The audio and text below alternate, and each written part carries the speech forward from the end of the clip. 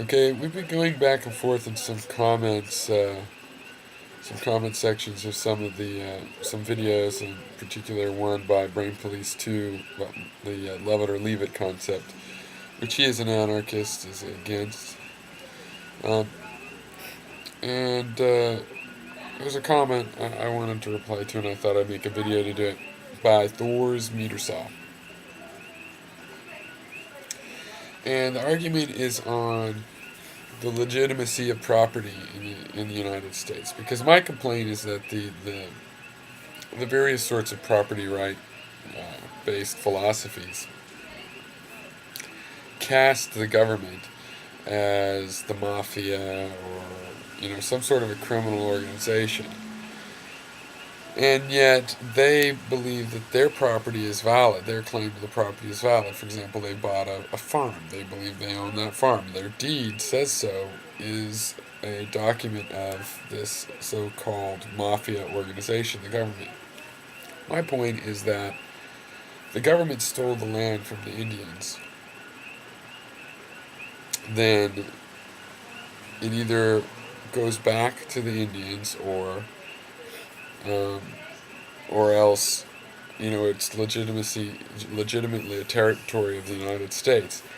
And the only way you, American citizen, would get property is if, as part of the United States, you took part in the co-ownership with the United States of owning property that's in its territory. I mean, after all, it's an organization that's never said any of this territory was it is. It didn't sell you the deed to that property saying it wouldn't be U.S. territory. No, it still would be, and it would enjoy the protections and whatever of the United States territory.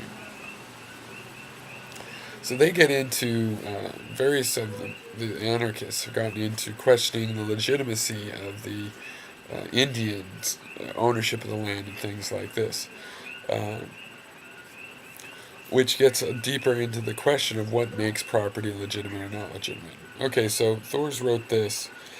First of all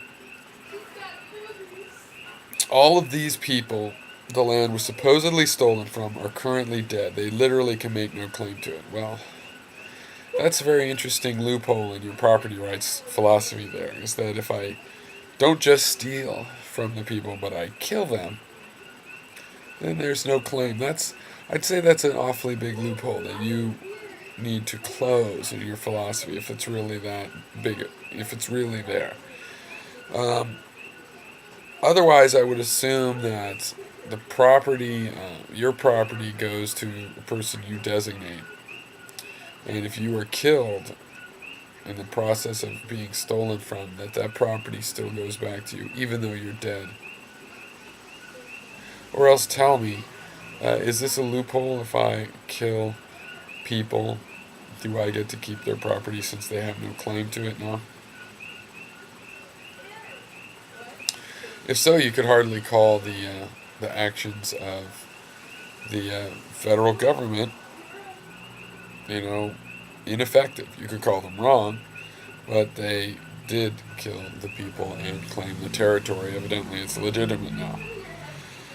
Two, they likely had no legitimate claim to it in the first place, as I stated. So the Indians had no legitimate claim to the property. That's why I keep asking you what makes for an officially legitimate claim. You guys hinted things like use and transformation. Please be explicit. We have to base our property rights on this.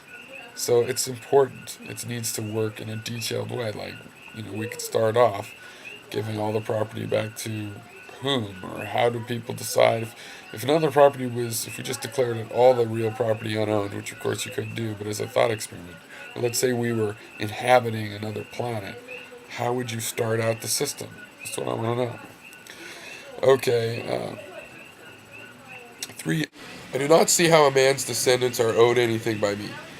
If if somebody stole someone's property, kills the person, kicks the descendants off the land, you want to say, well, they're dead, there's no claim. Excuse me, the rightful heir does have a claim to stolen property.